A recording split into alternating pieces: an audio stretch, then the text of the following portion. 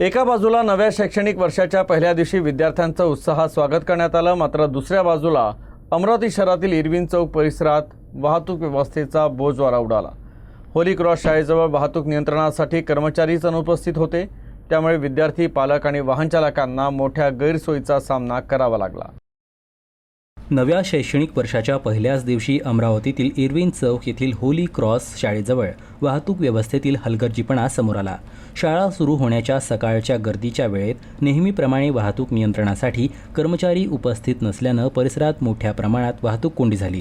विद्यार्थ्यांना शाळेत सोडण्यासाठी आलेले पालक, शाळेच्या बसेस तसेच इतर वाहनांची मोठी गर्दी झाल्यानं काही काळ वाहतूक विस्कळीत झाली। परिणामी विद्यार्थी, पालक आणि वाहन चालकांना मनस्ताप सहन करावा लागला।